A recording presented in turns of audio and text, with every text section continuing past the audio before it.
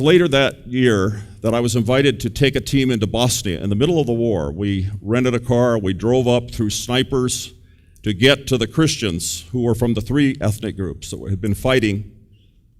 250,000 had died in the conflict, hundreds of thousands had been made homeless, and I remember us meeting behind all the sandbags piled up over the windows and go through a process of reconciliation.